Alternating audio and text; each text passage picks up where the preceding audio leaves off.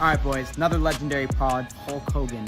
Before we get into it, this episode is sponsored by Prize Picks. If you guys like to fire on sports like me, you gotta try the Prize Picks app, all right? I've tried so many different apps. There's so many different ones out there. Prize Picks is the best because instead of choosing teams, you're choosing individual players. So if you're smart with sports and you know what players are gonna perform, try the Prize Picks app, boys. Trust me. You boys know we got NBA and NHL playoffs on right now. I've been firing on every game. We also got you boys on a code. It's code NELK right here. Plug that into the app when you download it. It's a 100% deposit bonus code. So if you want to try out the app for the first time, use that code. If you put in $100, they're going to match that $100. So take advantage of that code, boys, if you're going to fire on it. Prize Picks is available in 70% of the United States, boys. California, Texas, Florida. So yeah, trust me. Give the app a try. Download the Prize Picks app. Use code NELK.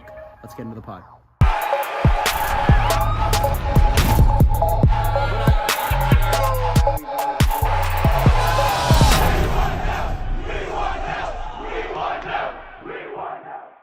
We probably should have sent these guys to Impulsive, honestly, bro.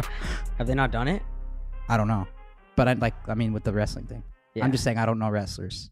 I feel like Hulk Hogan, legend. I've never watched wrestling, but you know who he is. You know what he looks like. Yeah. He's just like an international icon. Yeah. I wonder what he's like. Does he guys too or no? Dude, I think they all just drink and party. Well, they did. Because Vince, dude, you got to think about it. Vince is like their Dana White. He's the president, owner. And he parties. So naturally, if that guy parties, it's like you party, so the rest of the squad parties. Yeah. Like if you were a sober saint, I feel like no one You'd still party, bro. Well, yeah, but I'm different. I went on a 2-week cleanse. Yeah. I'm doing 5 days hard. 5 days off? No, 5 days hard. What's that mean? Like everyone's doing 50 days hard, 75 days. 75 5 hard. days. 5 days so off. Yeah. Because gym and no drinking because, dude, like a guy who drinks a good amount, you can't set the bar at 50. Like I'm going to go 50 days out of nowhere. That's not going to happen. So start with 5. Maybe I'll start with 8. I mean, or a week. Yeah, do a week at least, bro. 1 week and then you can't do a week. If I really wanted to, I could. You can't. Sober? Yeah, completely. Yes, I can, dude. No, you're in head you're in your head. The way you think is okay. If I'm not drinking, I'm allowed to do other shit. And if I'm not doing other shit, then I'm allowed to drink. That's how you think. That's how you justify it in your head. You gotta break that down. Well, I don't want to go too in depth, but yeah. Yeah, no, I don't know. It's just something to do. Yeah. Like if I'm not doing anything and I want to go eat and have dinner, I'm gonna have maybe a cocktail or two. And then it leads to 6, and then fucking you sleep at Mike Malak's house, right? I didn't even. Yeah, fuck that. Thanks for letting me crash, Mike, but that was brutal to wake up there. What other stories? Is there any other stories that have been happening recently? We haven't all been together. Trying to think. I've just been chilling. I went back to OC. Didn't do shit for 2 weeks. Just work. Got back on gym. Well, I guess you gambled with Dana 140K. Yeah, that was cool. Power slap. Yeah, how'd that go? It's just crazy because when you play with Dana, especially when we're out there kind of helping him with something, he just won't let you lose. Which is so you're basically so you're playing with his bankroll. So I bought in. I don't really play at the live tables too much because we're just not. If we go to Vegas, sometimes it's kind of hard to You guys were outside? No, I'm saying at Red Rock. But you're in a private room. Yeah. But I'm saying Red Rock's the only casino that really we have that sauce VIP room, you know? Sure, yeah. So we could play high stakes and they'll give us markers and shit, right? So I got 50K and I was playing, up and down, and then eventually I lost it. Dana buys in, plays, goes up. Hands me 30K in chips. Just slides it over and then says, all right, make a comeback. And then you made the comeback? Eventually on the night, I finished 20K up that night. Next night, same thing. Went down. He slides me chips. And then I made a comeback and then I ended up winning 40K. One of the other guys from Bussin' with the Boys was down. Taylor, he was down 110K. Jesus. But off there, he's taking markers or is it Dana marker? Yeah, marker. Wow. They gave him a big marker. Yeah. And Dana won it back. And then then Dana why does Dana do that? He's just that good of a guy. I mean, he's just going there to bail you guys out and taking all the risk. Yeah, that's fucking. But he has so much money too, right? So he's he just keeps taking more markers. If he goes down, he's all right, give me another 60. Give me another 60. Yeah, he's goated for that. Yeah. So we all won that night, and he won too. Well, he won everybody money. Yeah. Damn, bro. He won everyone money, and he also won. He didn't get on the table that night. Yeah, you should have been there. Fuck, man. It was fucking dope. The thing He just about wouldn't let us lose. I've seen him one time where at Caesars he has a higher limit, and so he like literally took out 75K and just immediately fires one hand. And Yeah. I'm just like, holy shit! But he even sweats that. Like he's dancing around a little bit, and Yeah. I'm standing there like, it's weird to see a guy like that like sweat, but they have to fire 75K on a hand. So like in literally 1 minute he could go up or down $500,000, Mm-hmm. which is like next level. I can't do that shit. Like we had light action on the He's Heat. like, he's just like, yeah. Even just chilling with him that night too. We got dinner after Power Slap and stuff like that, and just like, fuck, bro. He is just such a boss, bro. He's like just the the biggest shit, gangster. Just the shit he talks about behind the scenes that like, just like different deals that are like, or like, you know, people trying to fuck him or fuck the UFC, and like how he'll never let it go to like woke Yeah, and shit like that. Talking about other leagues. yeah, It's just crazy how like that guy is the biggest balls, bro. yeah. Like it's tough to be at like that level and like just be like that confident in your own, you know, decisions Oh, too. for sure. Because like you have different people in your ear and like people telling you to pussy out too. But like he's just like his way is the fucking goes way, with and his he gut sticks every to his time. guns. Yeah. Yeah, which is dope. And he sticks to what like he thinks is right. Yeah, that's fucking Yeah. rare. But that's what makes him such a boss. Everyone fucks with him too. Yeah. Like no one ever shits on Dana. You can't. And if they Yeah. do, it's like he'll call you out. Yeah. Like he even posted about some media outlet like I know the bar twisted his words. Yeah. And he posts about it and he's like, I didn't fucking say this. Yeah. Like just wild. Never want to be on that guy's bad side. No. But he's such a good guy. You We never know will what be. happens when you're on that guy's bad side, right? Fuck that, bro. Yeah. No, it's fucking pretty cool that we're fucking friends with him, man. He's just the fucking man. Greatest of all time, Ric Flair here, brother. You guys good? You survived? Good. Yeah, we're good. What happened in here? Oh, I was fucking. You don't know nothing. Wait a minute. Save it for the Flair pub- was in here. Flair was in here. I can smell him. What's up, brother? Kyle. Good to meet you. Thanks for coming through, man. Well, welcome to the beach, my brothers. I know. So is this Beach. home base for you? I've lived here 69 years, brother. Good. Wow. Yeah. Yeah, we've been here a lot to do different shit, filming. Every time we come here, it's just a fucking blast. Are you in the Clearwater or Tampa? I'm right down the street. When'd you guys get in? Last night. Last What night, time? like late. Like 11. Oh, hell. Yeah, we had Monday night karaoke last night at I my heard. bar. It was, What's your go-to karaoke track? for me, Yeah. I don't sing, bro. I get the gong. You know, if you suck or if you drop the F-bomb, you get gonged. You get gonged and the song's over. What's the best like karaoke track you think to impress like some ladies? Ladies? Like Sweet Child of Mine or something? Or No, a guy sang, Voodoo Child, bro. a Justin Timberlake song last night. Yeah, that's good. It Mirrors would melted bang. these girls, man. Which one did you what? do? Like Cry Me a River? No, it was Years. a new one. It was a new one. I can't remember the name of it. But he started singing, man. It was amazing. What would you do? You wouldn't do it. I You're don't one know, of So those. is that Maybe- like an energy drink? Maybe Our Story, or what's it called? Our Song, Taylor Swift? Is that like an... No, this is hard seltzer Okay. alcohol. Okay, cool. Yeah. Cool. You own your own bar here too? Yes, sir. That's awesome. So is that only like a Monday night thing, or Karaoke's Monday. The week is pretty strong. Friday night we have my son Nick does like a beach party with electronic music, and it gets really crazy. what's on tonight? Fridays. Tonight is kind of slow. Sorry, man. I have a hard time looking at you because my neck's messed up, so I have to look kind of like. No, you're good. We could get a pop in there tonight, probably. I think so. Yeah, we'll go through. Does Rick come through? Did he come through last night? No, Rick didn't come through. We've had him in. I didn't have the gong back then. I wish I would have. So if you hit the gong, then people have to get off. Oh yeah. Fuck, you probably fuck some people's mental up though. No, bro. I make sure, we're cool. I mean, we got one guy named Nick Riddle. He picks the hardest songs, man. He sings his ass off. He just picks like real aggressive, like punk rock stuff or like Green Day stuff or grunge stuff. He sings his ass off. He's won like three title belts, and he's autistic. And I had no idea.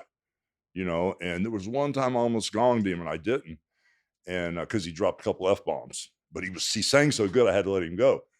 And my son Nick HOGAN goes, "Hey Dad, don't you know he's autistic? I said, no, I had no idea. You couldn't tell. Guy's the best singer we got in here. Yeah. You know, so I've gone a couple drunk guys that, you know, were dropping F-bombs or yelling at their wife instead of singing when I gone and they wanted to fight me. You know, I said, get your ass out of here. You That's know? awesome. But it gets a little crazy. That's fun. Well, yeah, you're an absolute legend, man. We appreciate you coming in, Well, obviously. thank you guys for having me. What's your like day-to-day life like now? Well, I'm kind of regrouping and ramping back up. I haven't really wrestled since, I wrestled The Rock at 18, Vince at 19, was part of 20 and 21 WrestleManias. But since then, I've kind of really backed off. Still work with the WWE, but gone to Saudi Arabia a couple times and done stuff with Rick, but nothing physical, you know, because my body shut down on me about 14 or 15 years ago. And I ended up having like 25, 26 surgeries in a row, 10 back surgeries, went in for one, ended up having 10, had the knees replaced, you know, after this was scoped 5 times, this was scoped 6 times, finally replaced the hips, got a bullet hole in my shoulder from a couple bad shoulder surgeries. Holy shit. Abdominal surgeries, a couple surgeries in my face from, you know, because I would lead with my left and got kicked in the face a bunch of times. I had the orbital socket broken a couple times. And, you know, nobody gave me the memo that stuff was fake. I missed that memo. So, yeah, you know, plus I was running so hard the first 20 years. I was wrestling, you know, 400 times a day like Rick, twice on Saturday, twice on Sunday. There was no Rock, no Stone Cold, no John Cena. It was just me for like the first 20 years. So I would hit Philadelphia Spectrum at 1 in the afternoon, sold out, hit Madison Square Garden that night, sold out, hit the Boston Garden Sunday afternoon, sold out, the LA Forum that night, sold out. So I was doing 2 a days. Wow. Holy and it just shit. beat my body up so bad, you know. So how does that bug you to hear people with the narrative like it's fake when you're going through all these surgeries and you're just banged up? Not really. You know, most people understand it's predetermined. We know who's going to win or lose. So if you want to call that fake, I don't even care anymore. Yeah. Back then, if somebody said it was fake, front chin lock, Richard Belzer, pass out $500,000 later. Prove my point, right? Heck yes. You know, I mean, we used to defend the business. You know, Yeah. if someone said it was fake, you'd punch them right in the mouth back in the 70s and 80s. But then, you know, with all the commissions and stuff, when Vince deregulated wrestling and said it was an exhibition, you know, you didn't have to fight every 6'10" guy in a bar that said it was fake, you know. Sure, brother, whatever you say, man, you know. Was that something like you guys chose to do to defend it, or were you guys like told to like? Well, when I broke in the business, I didn't go like to, you know, what's the name of the place in Orlando? Jeez, I can't even think. Performance Center. NXT. Thank you. I didn't go to NXT, the Performance Center. I was playing in a rock and roll band. I had long hair, real long blonde hair, and I wanted to be a wrestler. And I went in and they exercised me until I was getting ready to faint. They threw me in the ring. A guy put an elbow in my shin, grabbed my toe, posted my leg, and broke my leg the first day and said, don't ever come back again. Then I went home and my dad kicked my ass worse. Then I cut my hair real short like yours. And I went back with the attitude that nobody's ever going to hurt me again. So that was the mindset and the mentality when I got in the 70s and 80s. You know, at the WWE Performance Center now, they take real good care of the athletes. And when you're doing forward rolls, you have helmets on, you know, and you take your time learning the business and nobody gets beat up or nobody gets stretched or hooked or submitted. And so it's a different business now. But when I first started, if you were a professional wrestler and you got your ass kicked in the bar, you were in a lot of trouble, you know, because you had to protect and defend the business. So that was the barbaric mindset at the time. Wow, That's must be wild. so But I was like different. 77, bro, when I got in, Yeah. because I quit playing music in 75. So way before you were born, I was doing this shit. Way before, yeah. Yeah. Well, Damn. let's talk about the music. Yeah. You were in a band, weren't you? Yeah. Did you play? I saw something that said you like played with Metallica or No, I tried to get in the band. Actually, it started with the Rolling Stones. what? Because I played music, you know, for 10 years and was a studio musician with Century Artists out of Atlanta. So I played music for 10 years and I kept playing the same clubs. Then when I come back from Florida, there's a place called the Rockaway Grill up the beach. I'd play there. There were skips on the beach down there in Madeira Beach. I was the only guy that ever played naked for 2 hours on the stage there. So we're going to forget about that statement. It was a dare. So I kept playing music and playing music. What was the question? About Metallica. Metallica. And so once I got in the wrestling business, this is kind of like a long story. Is it okay? Yeah, you're Sure. good. Got in the wrestling business. I was wrestling at Wembley Stadium. Make-A-Wish kid came to see me because at the time I was seeing more kids than Mickey Mouse or Mr. T. I was, before John Cena came around, I was the guy. And, you know, I was seeing all these Make-A-Wish kids, and the kid came back at Wembley, and he was in bad shape, bro. He was on a vent. The medics were with him. He was freaking out. Hygienically, you could tell he wasn't really being taken care of correctly. But the parents were marking out, and the parents were coming at me real strong. I was trying to take care of the kid. And I kind of told the medics, guys, the kid's panicking. You kind of like need to ease him out of here. So the kid left. I went out and wrestled, and I had a place for him and his parents. I wrestled in Wembley Stadium, 80,000 people. No kid. So I went back, and I said, what happened to the family? Well, the kid had passed away by the time I saw him and by the time I wrestled. So my manager, Jimmy Hart at the time, who was with the Gentrys, who was a musician, had a hit song, Keep On Dancing. It was the only #1 song. We stayed up and we wrote 12 songs with a harp, one of those harpsichord things that Jimmy played, like little kids songs, Hulkamaniac in Heaven, Beach Patrol, all these little songs. And a guy named Simon Cowell produced the album. Oh, wow. So then when the album went to Billboard and it went to #1 for quite a while, Simon Cowell came back to me. He said, look, bro, I want you to do a song by our Elvis Presley type guy over here named Gary Glitter. And he was a transvestite, you know, but he was like Elvis over there. So we had a song called Leader of the Gang. So I went in and I cut the song with a band called Green Jelly, you know, and that song took off. So that's kind of like the little music thing. But then I'm getting to Metallica. Yeah. But then once I got back to Connecticut, when I was living up there after I'd been fired and I came back to work in 84, down the street from me, Cyndi Lauper lived. So I reeled her and Dave Wolf in. I said, let's recut some music, because I knew Rick Derringer, Rock and Roll Hoochie Coo. You guys didn't even know these I heard songs. the name. Okay, well, he did Real American, my theme song. But anyway, I got Cyndi Lauper and Rick Derringer. We recut Land of 1,000 Dances, recut a couple songs, Rock and Roll Hoochie Coo, and I can't remember something else. And brought Simon Cowell over to produce it, and it went platinum, bang. So then we decided, let's do another wrestling album called Pile Driver. Brought Simon Cowell over, boom, produced it, went platinum. He never left. And Simon stayed here because he started working with the WWE.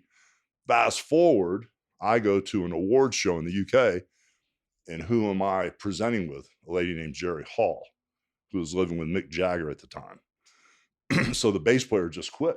So I said, oh my God, I'd quit wrestling in a heartbeat to be in the Rolling Stones, you know? Yeah. Fuck yeah. So she asked me for a bunch of merchandise for her kids, you know? And I said, oh yeah, I can send you whatever you want. And so there was my aunt. I said, oh, by the way, I used to play bass. Could I send your husband a tape? You know, I'd love to be in the Rolling Stones. She goes, yeah, send me the tape. Sent the tape, never heard a word. Okay. Wow. Fast forward, Metallica needs a bass player, right? I go, holy smokes, Metallica. I could be in Metallica. Did an audition tape, put a tape together, sent it to the band, never heard a word from them. Damn. But that was it. They don't even respond. No, they Well, didn't, dude, I was Hulk Hogan too, man. I was a Yeah, champion of the world. but- They didn't even call me back. The Stones are the biggest band in the world at that point, for sure, right? Yeah. Like the bar's pretty high. Oh yeah. So But I mean, you how can shoot for the you the have to. stars. I were you figured talented enough to do it? You think? Do you think not- they saw it? I don't know. I know anything the Stones played, I could play. Yeah. Metallica, A little more difficult. I could play almost everything they played, but the new bass player they have, shoot, bro, I couldn't even lace his boots up. He is Yeah. so fucking good. Damn. I'm surprised you never met them. Never met him, never heard back from any of them. Didn't One Direction ask you to do a song or something? I don't remember. I saw like NBC. NBC was trying to push They that. wanted you to play like bass for One Direction. Don't remember? Do you know who those Dude. guys are? Yeah. Would you consider So maybe that? they sent you a tape and you just didn't even fucking get it. I don't know, man. That's probably why they broke up. I've been hitting up. Hey, easy, brother. I've been hitting the head with too many steel chairs. I don't remember that one. So after the music didn't go the way you wanted it to, then you just focus on wrestling? Well, I was always focused on wrestling, but you know, I was a cheap hoe, man. I'd have loved to have been in the Rolling Stones, Metallica. Come on. Yeah. That would have been sick. Yeah. Yeah. You have to give up. To be with the Stones, you got to there's no other choice. Well, I figured I've been fired from wrestling so many times, and I've quit so many times, it'd be just another glitch in the system, and I could always go back. Right. You know? That's crazy. You did so much. You also played like baseball. You were nasty like when you were younger too. You almost went pro. I was scouted in 10th and 11th grade by the Cincinnati Reds and New York Yankees, but I broke my arm. I pitched and played third base, and a guy stepped outside the box, and he hit the ball on the handle. It dribbled down the third baseline, and as I ran, the bases were loaded. We came up on the infield, and as the ball dribbled down the third baseline, I picked it up and I threw it underhanded to first base, and I broke that cap off my elbow just by throwing the ball awkwardly off balance. And so they put a cast on my arm, and that cap went back on, but I had an overhand fastball and an overhand drop ball that nobody could hit, because I was like a big kid in high school, and I was really good, throwing a fastball and overhand drop ball that would come at you the same way and drop off at the last minute. But after that, my pitching arm was screwed from third base. I didn't have the same arm, and so they put me in the outfield, and I just wasn't into it. So at that point, I was kind of like taking guitar lessons and playing in garage bands and going up to the University of Gainesville and all these different colleges and playing for the sororities and all the parties, and was making really good money in high school. And I went, I'll be a long-haired hippie and make money playing music. Yeah. So that was it for baseball. How's your health now? I mean, you look amazing. I'm but cool, man. 26 surgeries. Like, how do you feel? I'm cool. It's just when you get about that far away from 70, like Ric Flair, when I talked to him, he said he's fine. He says nothing hurts. I'm like, how in the hell is that possible? Mm-hmm. How can nothing hurt? He hasn't had all the surgeries. I know he broke his back in the plane crash, and that pretty much was devastating. It took him a while to regroup from that. But you ever think about quitting when you're just fucking going through all this shit with your body? Well, back then, it wasn't quitting. It was drink a couple more beers and eat a couple more pain pills, and you're good. Yeah, right. Rock on, brother. Yeah. You're way good. Back in the day, nobody would quit. I mean, if you broke your thumb or you got your teeth knocked out or your nose was broken, you were at an afternoon show. You can't go to Madison Square Garden and go, I broke my thumb, I can't wrestle. I don't want to hear that shit. Right. What do you think is the biggest difference now, like from back then to now, the WWE? The biggest difference, I don't want to knock the product, and be the old timer. This is back in the day, kid, when I was wrestling. I want to go there. But I think the biggest difference, if I really had to choose, would be two things. The internet stuff, because I sold a ton of merchandise with no internet, with no Amazon or any of that stuff. It was venue related, right, and mail order stuff. So I sold a ton of merchandise over the years doing my thing, and it's still selling like crazy. So I think the internet is the biggest difference. And I think the main thing with the product is, instead of having an attraction like a Hulk Hogan, who you can put with this guy or that guy or him or you or the one-man gang or that guy or a giraffe and just sell out anything, instead of having that one attraction like a Hulk Hogan or a Rock or an Andre the Giant or a Stone Cold Steve Austin, instead of having that one guy that's really the attraction, I think the star now is the production and the show. Mm-hmm.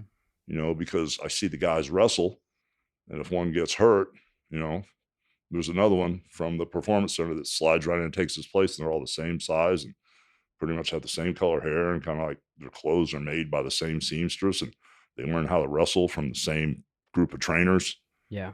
So, when I get in the business, we all learn from wrestling every night, and being in the ring and getting your ass beat and getting hurt. We learned that way, where we weren't doing forward rolls with helmets on, and doctors and massagers and trainers. And, if you hurt your thumb, you go put you in the x-ray machine. You got to take 4 weeks off. You broke your nail. So it's different now, Yeah. Back in the day, it was, getting the car shut the hell up and you're opening the beers. I'm driving. Yeah. What created such that like party culture with the WWE? Was that just like you guys, or was it like, it seemed like all you What guys about were Vince? just, Bro, it wasn't the WWE. It was the wrestling business. right. It was when I got in, man, when I walked in a dressing room, there were like 6 guys sitting there.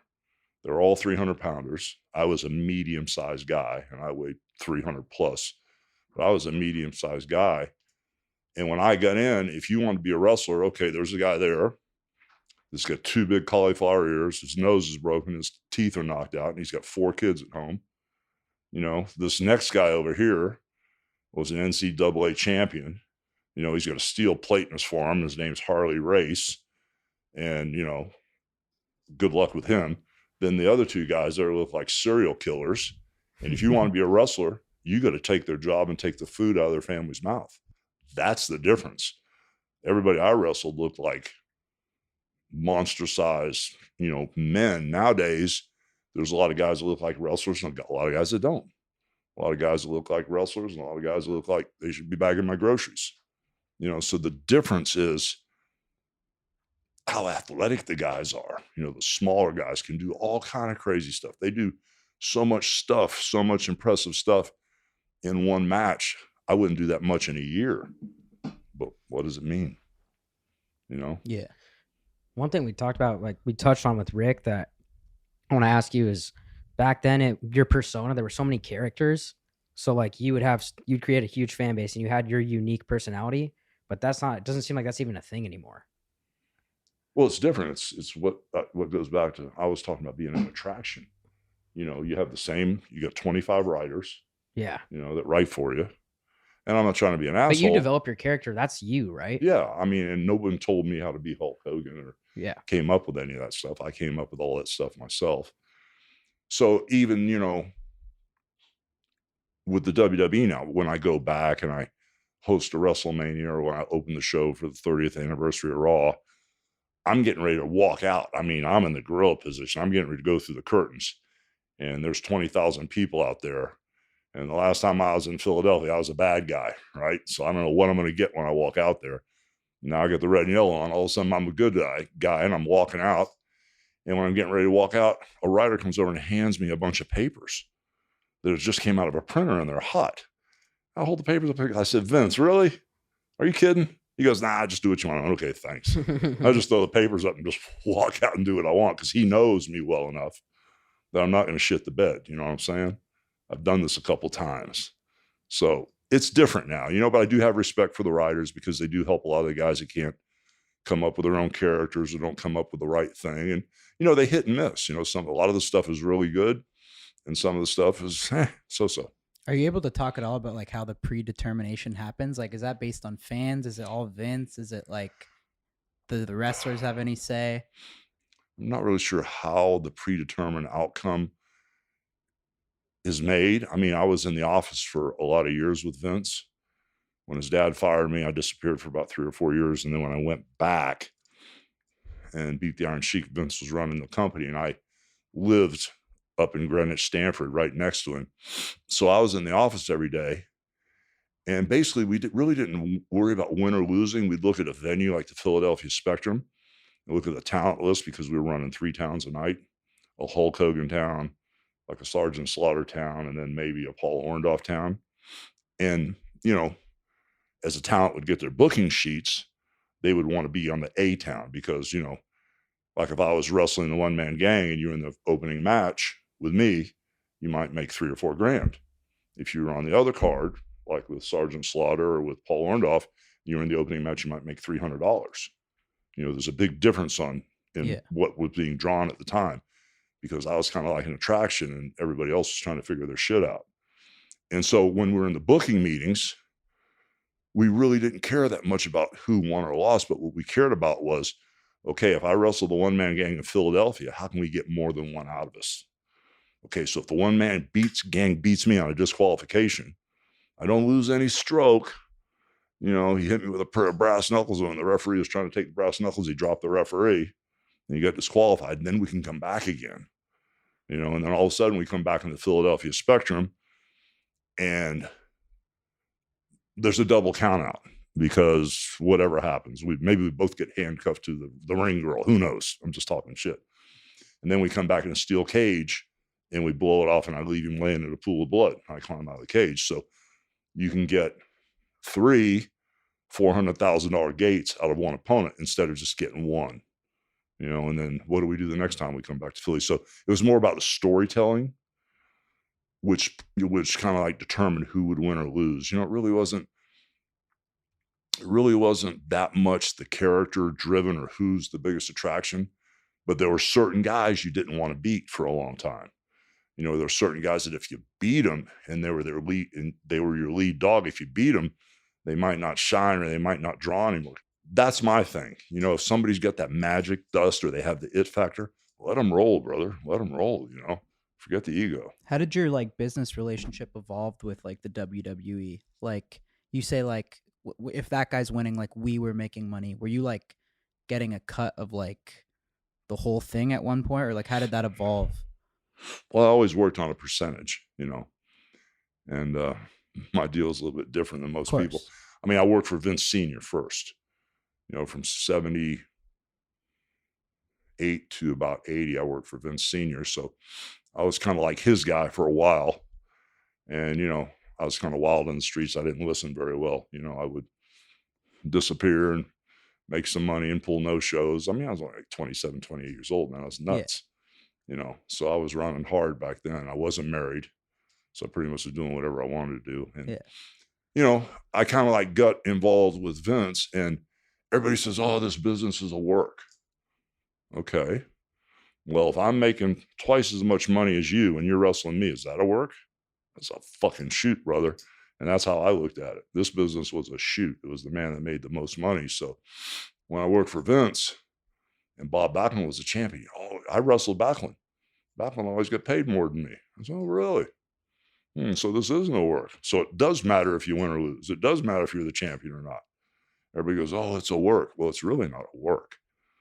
You know, it's about the money and the mileage. And for me, you know, if you're a good guy, usually until the NWO came along, back in the day, if you're a good guy, your merchandise sold 2 to 1 over the bad guy stuff. That's not a work to me. That's a shoot, brother. If I'm making more money than you and I'm wrestling you, my t-shirt's selling twice as much as yours, maybe it's a work to you, but not to me. You know, if my check's double yours. So I always looked at it that way. So when Vince Sr. fired me and I came back years later. And why did he fire you? For doing the Rocky movie. Oh, really?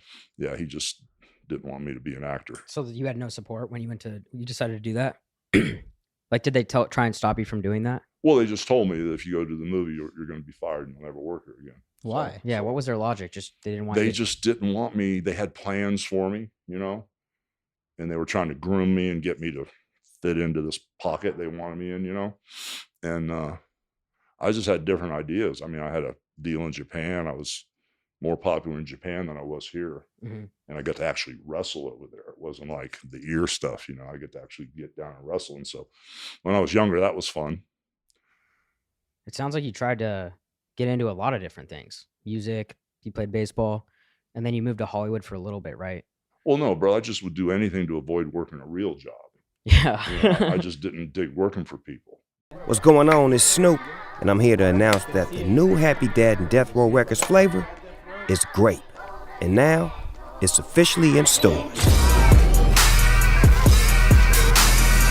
I chose the flavor, and the team at Happy Dad, they spent months perfecting it. And it's my new favorite drink.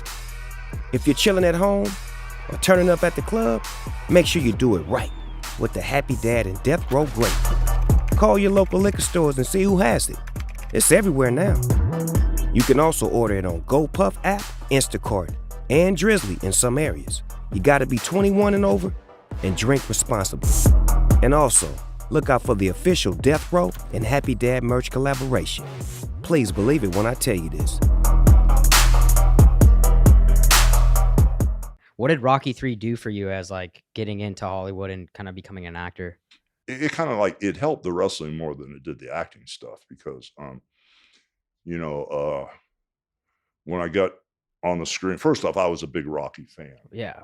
So when I saw Rocky 1 and Rocky 2, I went, oh my God, he's like 700 feet tall in the American public's eyes. He was like the biggest star-driven character I'd ever seen. You know, so, oh my God, I'd love to sweep the floor in a Rocky movie. Do you have to audition for that too?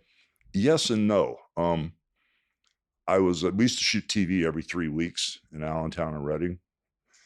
And when I was there with Vince Sr., Gorilla Monsoon handed me the wrestlers always played ribs. They'd tie your shoelaces together, cut your pants up, or, put locks all over your bag, or do even worse stuff to you. So they were always giving me a hard time, for some reason. And so all of a sudden, when Gorilla Monsoon came back and handed me a note, very important, called Sylvester Stallone about Rocky movie, I went, yeah, right. So I took off, went to Japan for 8 weeks, And then when I was only supposed to stay 4 weeks, but I stayed 8. I had a hot girl over there I was dating at the time. Really? Yeah, brother. She was. Fuck. We want to go to Wait, Japan. like a Japan, like a local in Japan? Well, I went over there to shoot a video with a band called Pink Cloud, I don't. They were a local band in Tokyo that was red hot, and I did a couple albums in Japan. Okay. And you met a chick there? Well, I needed some models. So there was a Ford modeling agency, and there was the Folio modeling agency. When I called the Ford modeling agency, I couldn't understand a word the lady was saying. And when I called Folio, this lady answered the phone that spoke perfect English. And she goes, well, I've got like a folder of my models.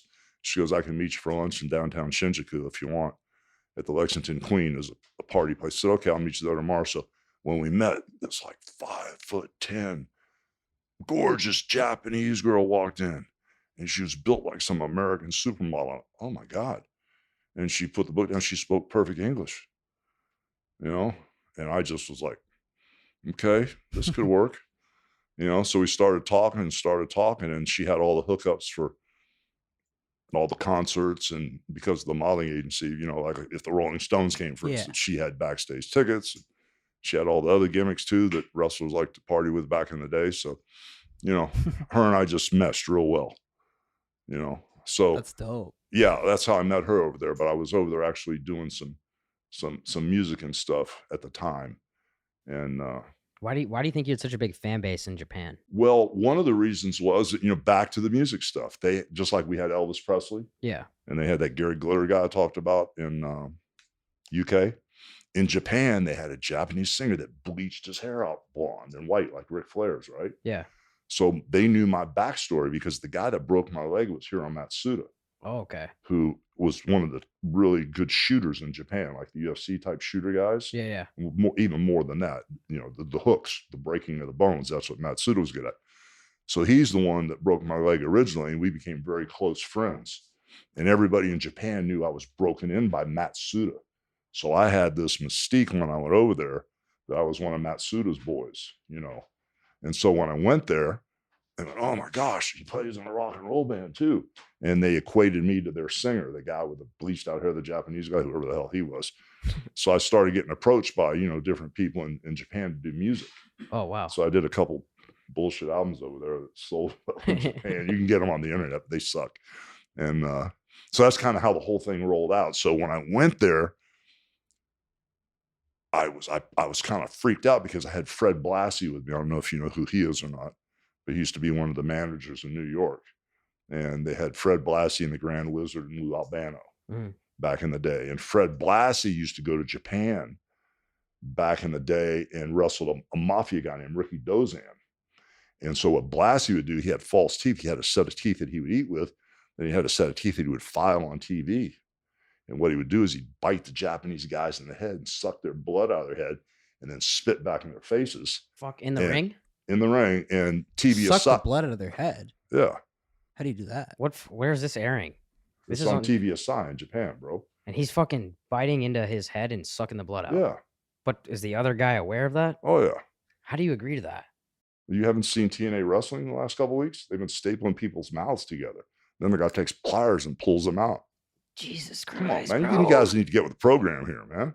Well, I know your story. Yeah. No, but anyway, I go over with Fred Blassie, and he's a legend.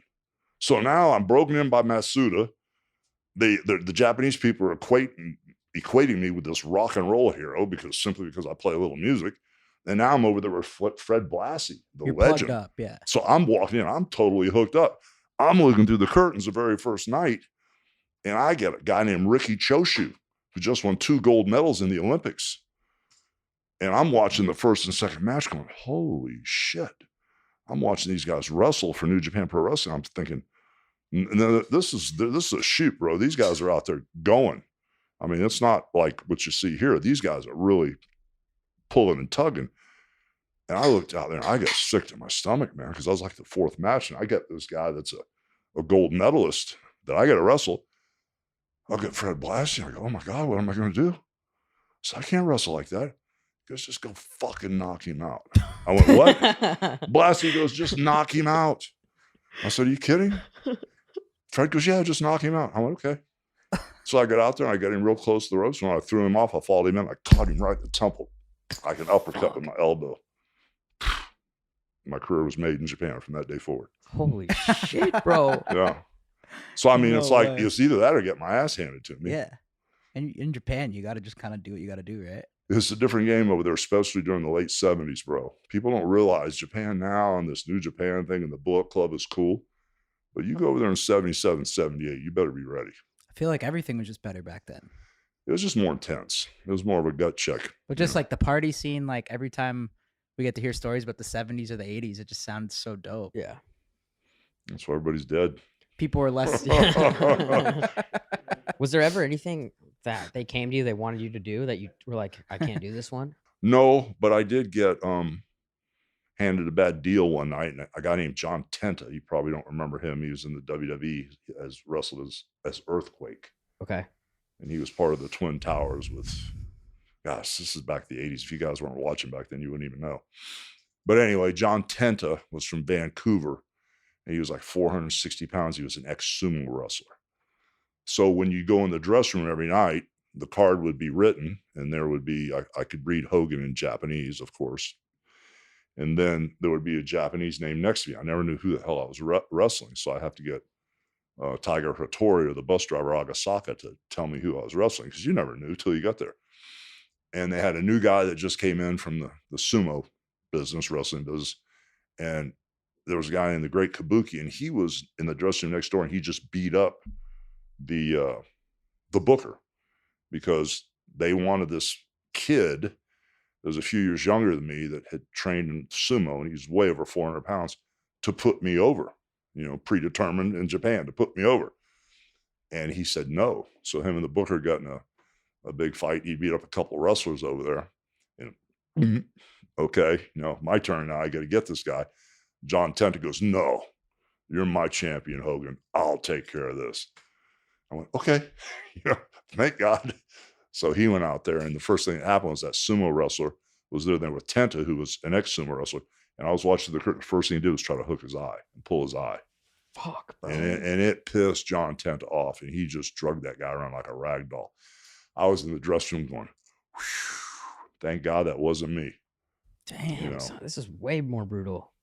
This is a different time, brother. Well, okay, so then let's transition into when you slammed Andre the Giant. Yeah. When were you like, how did that come about? And like, were you told before, like, hey, you're gonna like slam him? Were you confident? No, bro, it didn't work that way. The way we used to wrestle was the referee would come over and say, you're gonna beat me tonight. That'd be it. See you in the ring. That's how it worked. Especially with Andre, And I did kind of irritate him a little bit. Usually they would come over to me or Andre and say, okay, you're going to beat Hogan tonight, or Hogan's going to get counted out. I'd never beaten the Giant before. And there's no shame in getting beat by him, because no one had ever beaten him. But, Vince McMahon, I asked Vince, I said, well, here we are the night before. What are we doing tomorrow? Vince goes, I don't know. But he goes, I'm sure Andre will do the right thing. I'm going, oh, great. Okay. So Vince wanted me to sit in the dressing room with Andre just to try to like make things cool, And so I got to the building at noon, and I sat next to Andre and I watched him drink 3/5 of Crown Royal. Okay. 3 what? 3/5 of Crown Royal. 3 separate bottles, right? Yeah. What? I was sitting there at noon with him, and he kept pouring me shots. And every time he wasn't looking, I'd dump that shit, man. Because if I drank with him, I wouldn't even be able to find my ass, much less the ring. And so I sat there with him all day, and his back was hurting him, and he had some medication for his back. And he just came off a huge surgery over in the UK where they had to make the tools and they had to make the bed, and he was in really bad shape. He was hurting. And so because I was so nervous, I figured if we really screwed this up, this was WrestleMania 3 and everything was on the line, and We put a couple $1 million up to secure the building, and everything Vince had was mortgaged, and we already had the building. We were a couple weeks in, and the building, the guy that ran the building called us and said, you need to cancel the event because the Rolling Stones are there the week before you. Then you get WrestleMania. Then after that, the Pope is here. So the week before, the Stones did 88,000. The Pope did 80,000. We did 94. So thank God we didn't cancel.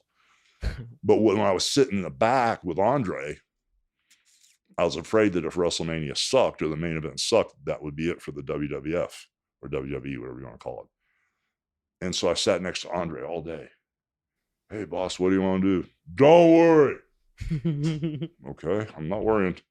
Hey, boss, maybe later me go up or me go down. Don't worry. Okay, man. Andre, what do you think? Maybe we get things going in there and we get a little rhythm. Maybe one slam if you're going to beat me. Don't worry. Okay, I'm worried. So we go to the ring. I don't know the finish. I don't know shit. All I know is I need to keep him close to the ropes because if he's in the middle of the ring, he can't stand up by himself without pulling himself up. So, I got him in the ring and actually placement and maneuvering him around. If you ever watch the match, I keep him close to the ropes. And then there was a spot in the match where when we got going, I don't know, I can't remember right now. I ran into him, something happened, he didn't go down, he stayed close to the ropes, and I was backing off, he went, slam, and that voice there was just yelled slam, and he was just coming at me.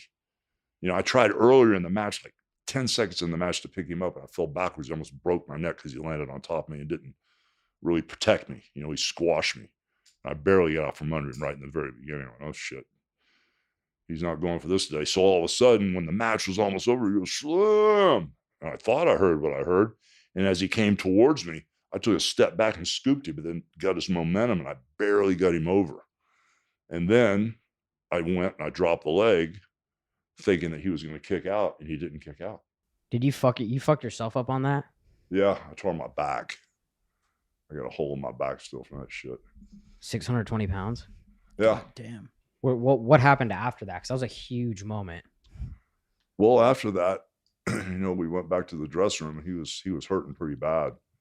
And, him and I had become really good friends at that point where the last 10 or 12 years, we were really, really close. Before that, we had some major issues. But at that point, when I realized what he had done for me, he just made my career there, brother. That was like, I was on a roll anyway. That was like hitting double nitrous buttons for me. Yeah. That was it, And so, shoot, I was back there worried about him. If he was hurt, I was back there crying like a baby. I was so upset, that this whole thing had happened. It was just like a major, if you were in my shoes and someone was to do that for you, it's just, there's nobody around like him. Yeah. There was never anybody around like this guy. And if he wanted to beat your ass, he could have done it. There's nobody in this business or any business around that could have beat that man.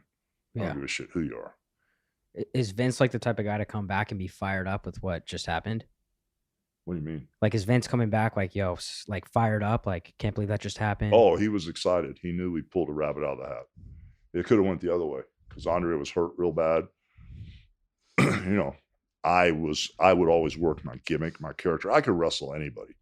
I could wrestle Bret Hart. I could wrestle One Man Gang. I could wrestle Andre. I could wrestle Jake the Snake because I have a way of maneuvering the character around with placement and timing and a cadence, which it's an instinct. It's something that you hear, with your ear, and you listen with your heart. You listen to the crowd, and nobody does. It's an art form that nobody does anymore. And for me to be in there with Andre, it was a one-dimensional big man match, and with me being limited physically, because I'm not the greatest technical wrestler as far as entertainment goes. Like in Japan, I was a much better technical wrestler because I could actually get on the ground and wrestle. Where here, they wanted me to stay up and be this hero, and it's hard being this character and being that limited, and then being in with a guy that's bigger than you that's even more limited. So I hate to keep using the term, but there was a damn good chance we could have shit the bed that night. Yeah. And ruined everything. But we took our time, cadence, timing, one big blow, let's go home. It worked. Wow. You know, That's crazy. It's there's a lot more to it than what people people understand, you know. I mean, Yeah. the whole concept though is insane. Yeah, 'Cause it he's was a such little over big the guy top. and he's such a legend like that. Yeah, and he did me a huge favor. I can't even explain it to you in this room. Did he say anything to you after? Yeah, yeah, he was cool, man. He goes, "I always wanted to do that for you. You proved, you know, that you were a good person," because he did not like me at all at first. Why Yeah. is that? I was stupid, man. I was just young. I was 340 pounds, 345 pounds, all jacked up on steroids and shit, just thinking I could beat him, Yeah. you know, and I'd run at him wide open. Calm down. Boom, he'd just bitch slap the hell out of me, you know. I'd bring a girl to the arena. He'd pick me up by my tights like a stork with my balls and ass hanging around, carry me like a kid in diapers, just teach me a lesson, you know. Don't no more girls at ringside. You're showing off. Okay, I get it. I won't do it anymore. Why was that? That was the rule. No, but he knew that if I had a girl at ringside, I'd do everything I could to trick him to get outside the ring so I could attack him in front of her and act like a badass.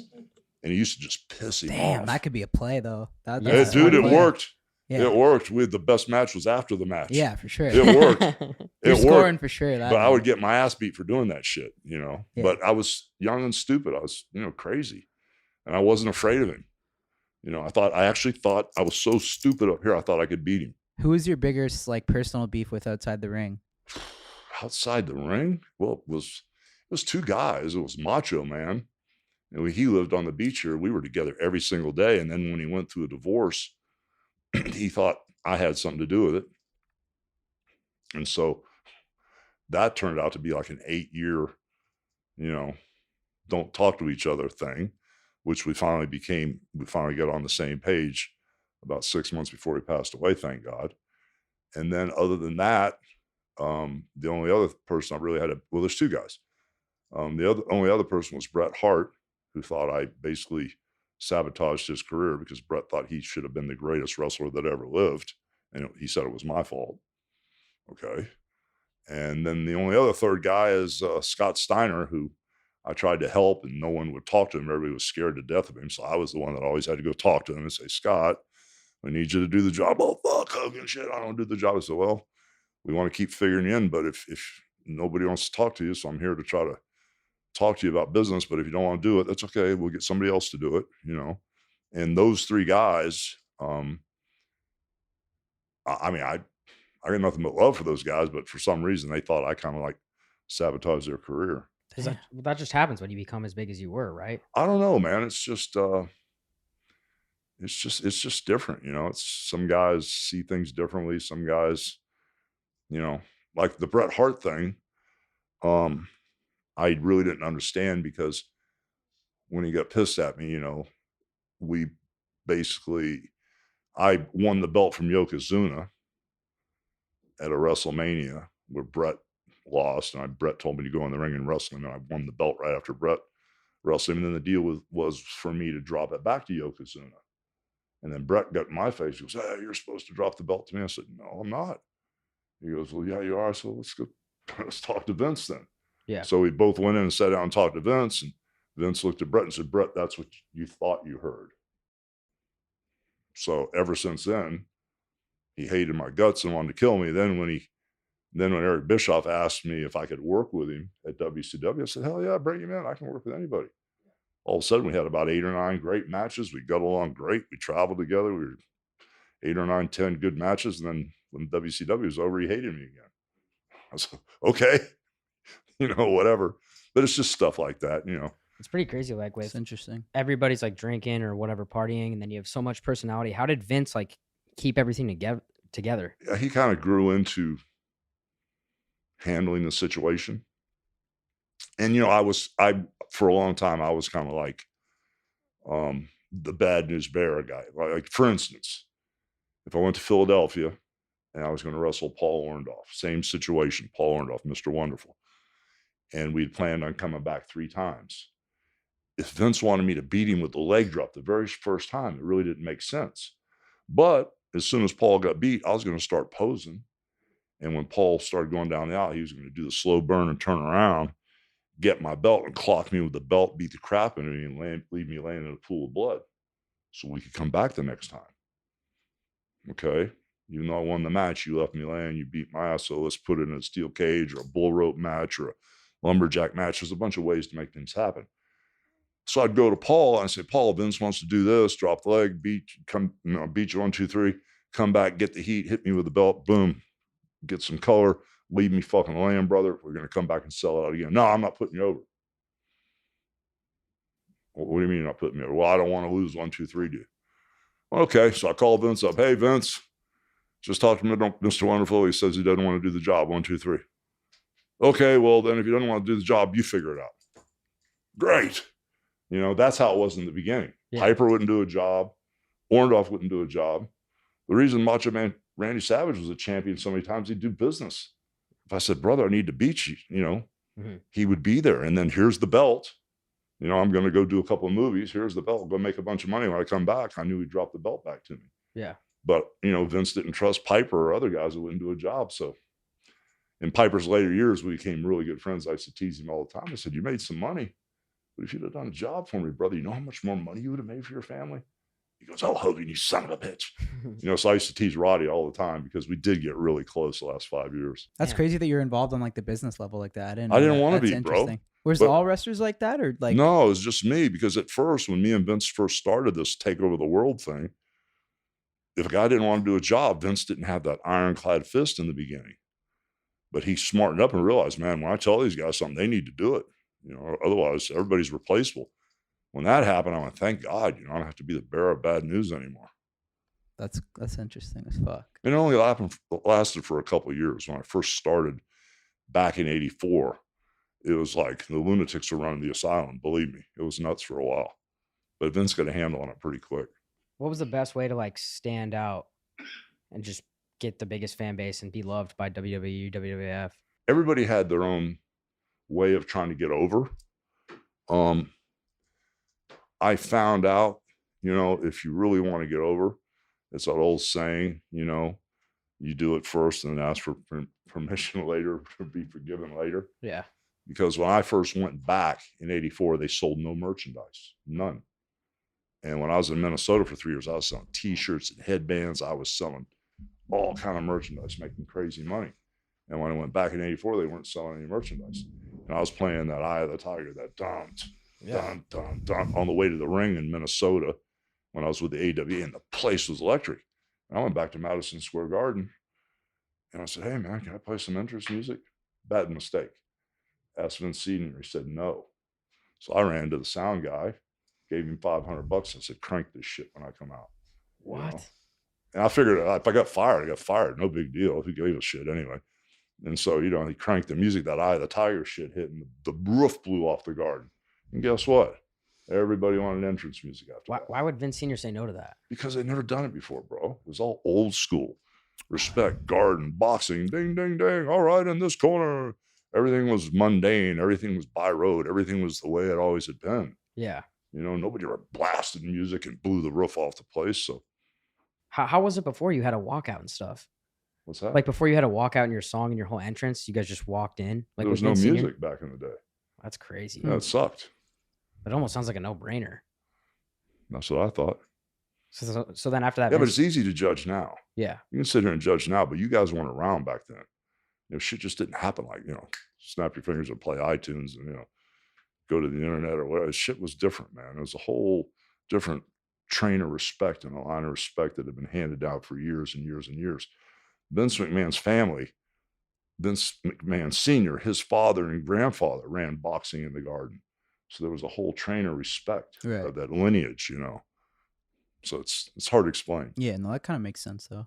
What was your relationship like with Vince throughout the years? Was there any ups and downs? Vince, it was a love-hate relationship. You know, he thought he knew best. I thought I knew best. So it was always a tug of war with me and him, but, you know, we seemed to click and make it work. Anything you could like specific things you could talk about, disagreements? Movies, you know, I thought things like taking a month off and doing a kid's movie or doing a right guard commercial or doing the cover of Sports Illustrated or doing a Super Bowl commercial would make me a bigger star. Which I think it would, no? I thought so. At the time, Vince disagreed. So I went and did it anyway. Was So- that like part of your deal? You couldn't do outside promo shit? Not really, you know. It was like, Bro, I did the best I could, man. You know, but there's some things you just know you got to do, Yeah. and you can feel it's right. And you know, if you didn't do it, you know, like if I didn't do the cover of Sports Illustrated, if I didn't do Rocky 3, it'll haunt me my whole life. Yeah. You know, it's not like I haven't been fired before either, right, Darren? I've been fired a few times. How many times have you been fired? Oh God, I don't know, bro. I've quit 3 or 4 times, been fired 3 or 4 times. But they always let you come back. Well, yeah, eventually, you know, something will come up and they'll say we need to get the old man with the yellow boots back. Yeah. It's cool. I saw that Vince, I think you may have said this or someone said that he worked like 24/7. Oh, it's brutal. There was times after a fight, it'd be 1 a.m. You guys would have a post-production meeting. And then after that, he'd be like, okay, now we have to go out Or to go to the gym at 3 a.m. for a couple hours. and just get a pump in. Yeah, it's brutal. I didn't like to travel with him because he had a extended G4 or G5, whatever the hell it was. His jet? Yeah. He says, well, just come up to Monday Night Raw with me and then we'll go back to Connecticut. You know, and then I get on the plane. The next thing I know, I was headed to Japan. And the day after that, I was heading down to San Diego. And then I was going to Connecticut. And I thought I was going to be able to come home. No, I need you to fly to Seattle with me. So I called my wife up, which I can't remember which one it was, but I called one of them up. And I would say, you know, I was supposed to be gone a day, but, you know, now I'm sorry. I've been gone 17 or 18 days. I'll Oh my get God. home as soon as I can. But I called it the slave ship because once you get on there, he wouldn't let you go home, you know? Did you ever call him out and be like, yo, Yeah. I told him, I said, bro, I got to go home. what would he say to He that? said, oh, just come one more day. Come to the office. We need to book tomorrow. And then we got to shoot a TNT show. I'm like, oh, man, you know. So I actually did have a house in Connecticut. And I finally sold it just to get away from working so much. You know? Yeah. What was it like with how big was the female fan presence, and like would they be at the fight or you would just see them after the fight? The female fan presence was like, you know, it's just like the girls that were with the guys or the men that like wrestling. It wasn't like I don't remember like a huge female fan base. I noticed a difference once I started shooting a reality show, whenever that was in the 90s. And when I started shooting a reality show with my family and they saw I was a father, a husband, a dad, you know, and that, you know, bills to pay, take the kids to school, cook breakfast in the morning for the kids. I noticed I developed a huge female fan base after that, you know, when I went back to wrestling WCW. But in the early days, it wasn't that predominant, you know. Yeah. Well, after, I'm assuming the Japanese lady didn't work out. No, brother, she didn't. You know, that lasted for 3 or 4 years. And then, you know, I ran into somebody in California that I was hanging with. And when I broke the news to the Japanese lady, she didn't take it very well. And I actually left Japan and was in California with this other girl for a while. And then when I flew back home to Tampa, my parents were still alive. Mhm. And when I walked in the house, that Japanese girl was at my house. No. What? Oh, yeah. No. How? She flew from Japan and she's sitting at the dinner table in front of my mother and father. She's crying when I walked in. That's like a fucking movie, bro. It's gone. Yeah, it was horrible. Wait, crying. So she How was did she crying know to your where she- parents? Yeah, How did she know where telling she- my you parents what I did? And so I had a nephew. Did you guys watch the NWO at all? No, we You know guys you're did. part of that league. Huh? The NWA league? The NWO. Oh, no. Wrestling. You guys didn't watch that shit either? How old are you, man? 28. Damn. 28, yeah. Damn. You guys missed all the good shit. Anyway, my nephew Horace, my brother who passed away, his son, Michael Bolea, I named him Horace Hogan. He wrestled in Japan, and there's a company called FMW, which if you guys think the staple stuff is gross, you don't need to look that stuff up. But there's a company called FMW he worked for, and he was all gaffed up and scarred up from working for that company. But I brought him in the NWO when I was working for Ted Turner. And when I walked in, I saw that Japanese girl in my mother's house with my dad. I about fainted, especially with the look my dad gave me. And I called Horace and said, get your ass over here and get her out of here. So I had Horace come right over. He lived a couple blocks from my parents' house, and he grabbed her, and I never saw her again. And you pulled up with your new girlfriend? No, I was by myself, thank God. She was in California. I flew home to see my parents. Dude, that's like a scary How did she know where you sight. lived? I don't know. These wrestling girls know everything about you, man. Huh. When you walked in, did any part of you debate like, okay, maybe I need to smash one more time or no? No, Okay. No, when I walked in, I was scared to death, man. I was like, what in the F is she doing That would have been here? some crazy sex. Because it's probably, such a though. different world. Oh yeah.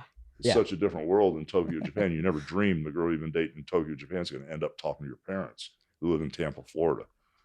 Dude, that's freaked me right out. Scary Holy as shit. fuck. Yeah. So what was some of the scariest things you saw in the NWO? The scariest Like thing? malicious. Nothing malicious. Nothing. You said like the stapling thing, like Oh, anything. no. I mean, I thought you guys would have watched more wrestling than you have. I just didn't know what your backgrounds were, how old you were. Yeah. So I thought, as I'm talking about WrestleMania 3 and NWO, I thought you guys knew what the hell I was talking about. Yeah. No, we know that. WrestleMania 3, of course. Yeah. Kind of. Know. Yeah. Okay, so I was just trying to. No, but I'm just saying, like you said, you've seen some violent things just in the wrestling world. Yeah, Like, I mean, what's some of the most gruesome things you think you saw? Well, some of the craziest stuff I've seen is the Hell in the Cell stuff with Mick Foley, which everybody's seen. And to see him, go through the top of the cage and his teeth come out through his top lip into his nose and stuff like that. It's pretty amazing. What do you think about like the Jake the Snake biting Randy Savage? That was strong. I was there for that. Jake did let the snake bite him first. Yeah, can you tell us that whole story? Well, we're shooting an angle, and it wasn't my angle, so I wasn't privy to all the ins and outs. Randy and Jake kept it kind of close to the hip, with Vince's blessings. But all I knew was from, because I was in the dressing room, I was watching what they were up to over in the other corner.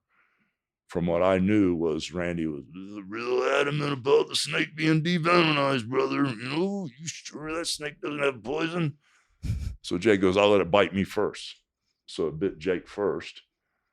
And the snake, got pulled away real easy. But in the ring, I don't know if Jake shook him up or slapped the snake around. I don't know why the snake was so aggressive. But when that python, latched onto Randy's forearm, I was sitting in the gorilla position with Vince, where we were the headsets and we watch all the monitors and talk to the referees and talk to the cameramen to make sure they don't miss shots and stuff. And so Vince was going, get that snake off his arm. Holy shit. And they were pulling and tugging that snake, and that thing would not let go. Yeah. Holy shit. Randy was violently sick for 3 days after that. Does Randy react like he's pissed off at Vince after that? Like, how do you let that happen? No, it was Randy's idea to do the shit. Wow. But Randy was really sick for 3 days. Whatever was in that snake's mouth, the bacteria or whatever it was, got him really sick. It's fucking crazy. That is fucked. Yeah. So recently you've been getting into a lot of health stuff. Are you launching like your own health and wellness line now? Yeah, man.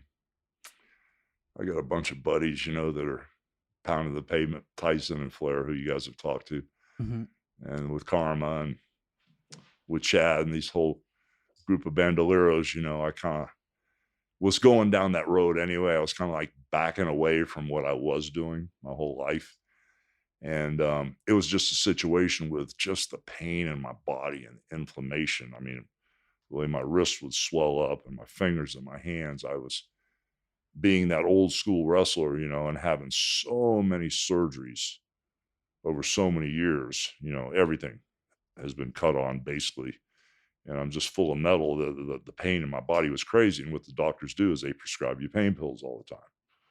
So once you start eating the darn things, my thing was I was going in for like surgeries every 4 to 6 months for the last 10 or 12 years. So I never got a break from all the anesthesia and trying to figure out why my body was shutting down on me. So in order to, back away from this fog and this daze I was in after all these surgeries, I started trying to wind down from things.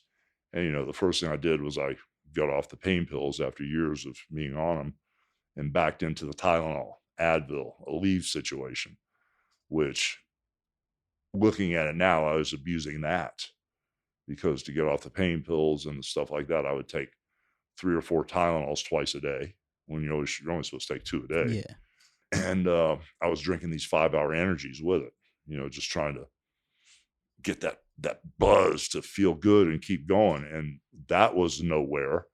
And so as soon as I quit drinking alcohol, I said, okay, if I can do that, I'm shutting everything else down, and I kind of like backed away from the Tylenol and the Aleve and the Advil stuff. So it got to a point where I really didn't need any of that stuff anymore. You know, it was either all or none with me. I'm either all the way in or all the way out. So I said, if I'm going to clean my act up, you know, I want to get really healthy. So then, you know, at Ric Flair's birthday party, I met Chad. Rick had been telling me what he was into and how it was making him feel. And he was backing away from whatever sleeping pills or stuff we needed to eat. And he was telling me about the CDB stuff for sleep and for energy and for an overall wellness of inflammation. And the moment I started trying the products, these all natural, it's almost like a holistic change in my life. Instantly, everything started going down. You know, the with no alcohol and no pain pills, no Tylenol, no nothing. Instantly, my wrist felt better. I mean, within like a week, you know, I could tell a huge change. I could sleep through longer periods of time at night. You know, I was dropping weight, getting in shape really fast because I always trained hard, but the alcohol was extra calories and it kept me bloated and stuff. As soon as I cleaned my act up diet wise and cleaned up myself nutrition wise and cleaned up myself medically, instead of using these prescription drugs, started using the CBD products, it completely backed me out of this like hamster wheel of not progressing to the point now where almost 7 years old, I feel like if I didn't have so many surgeries, I could actually wrestle again. I'm starting to feel that good. My workouts are getting crazy. I'm down in weight. I'm like 265. I've weighed like 300 pounds my whole life. You know, I'm down 265 pounds. I feel great. I'm still strong as hell in the gym. And at 70 years old, it's not supposed to be that way, you know? Yeah. And like, if I take my shirt off on the beach, you know, I'm with my girl, I look as good as most 30 or 35-year-old guys standing around, you know, because I've trained all my life and, you know, I'm more defined than I was. And I just think once I backed away and the CDB products like kicked in, I just felt smoother. I just felt more of a flow. I felt healthier, you know, and I don't have any desire to take Tylenol or Advil or any of that crap because the CDB kind of like naturally took the place of any of those, I guess, go against the grain bad stuff I was taking. So I'm way in now. I'm all the way in. That's awesome. Do you guys know when you're launching any of that stuff or? 8 weeks. Wow. So that's going to be your own line of CBD stuff? Yes, sir. Let's go. We'll Damn, be all that's over awesome. those. Yeah. We got to try that. 8 weeks. Let's try it out. Let's do it. Look at you guys. We tried some functional mushrooms this morning. You tried it this morning? We tried an energy drink. Oh, wow. How crazy? Let's give us something with you and Rick, like crazy party story. Me and Rick? You guys, I Jeez. mean, you guys are in the same area now. Jeez. You're killing me, man. I shouldn't be talking out of school. Short story. Yeah. Dayton, Ohio. Hooters. Oh, fuck. Me and Flair. A couple Hooters girls want to party. Let's go back to your room, Hogan. You get the bigger room. I'm in. Let's rock. Hell yeah. Short night, long night. Flair got so drunk he hit his Rolex, he couldn't find it. Thought the girls were going to steal it. And it's just another night, you know. Yeah. Nothing special. How important was the party culture though? Like with wrestling, There was a bond to it, bro. It's like, you know, it brought everybody together. yeah, and it was before everybody was suing everybody and No phones. We were talking about that. Like, there's no phones for people to fucking catch you doing shit or like no. get you in trouble. No, back in the day, there were no camera phones. I remember the first time I heard that, Yeah. that sound. I was standing in Pittsburgh, and you know, usually I was always last, and so I'm real slow because once I would wrestle, I would just sweat more than anybody. And I'd sit there and drink a couple beers while I still had my crap on, or if I'd be sitting there naked after I took it off, I'd drink a couple beers, and the guy I would wrestle would already have a shower and be ready to go. I said, "Brother, go ahead and go. Don't wait for me." Then it got to the point one time, you know, I didn't have to get up early. I sat in the dressing room, drank a couple beers. I was such good friends with the security guards in Pittsburgh at the Civic Arena. I said, "You guys can leave too. I'm cool." So I'm sitting in the dressing room by myself, drink a couple beers, walk over to the shower naked, turn on the shower, and I hear, I turn around and look, and there's some guy with one of those flip phones taking pictures of me What the fuck? naked in the shower. And I knew from that day forward, life had changed, you know. Wow, that's fucking wild. So that's the first time I remember the camera phones, you know. Yeah, it's crazy. We've seen some photos of Rick today. It looks like that guy's having a good fucking time. I'll tell you that. Yeah, we might have to go join him soon, right? Yeah. Oh, What God. do you go out? Or are you coming out with us tonight? No, bro, I'm cool. You guys tear it up. Wherever you're going, I've already been. What if Rick comes? I don't know, man. I don't know. Where are you guys going? I don't know. Where American I don't Social? Oh, God. That's his mainstay. Your place? We're going to your bar. Shoot. I don't know, man. I don't know. All right, Yeah. man. Well, thank you so much for Yeah, coming we on. appreciate it, bro. It's Oh, nice to cool. just Wait, fucking- real quick. Do you think you could slam him or no? Right now, with my back the way it is, no. No? Mm-mm. I'm on the heavy a little bit. What do you He's weigh, half the weight of Andre. 270? No, I can get him. Let's go. Awesome, bro. This is amazing. Yeah, Thank you thank so you much. so Thank much. you Hulk guys for Hogan, the time, legend. though. Hulk Really Hogan. Thanks, man. Sweet. That was fire. Yeah.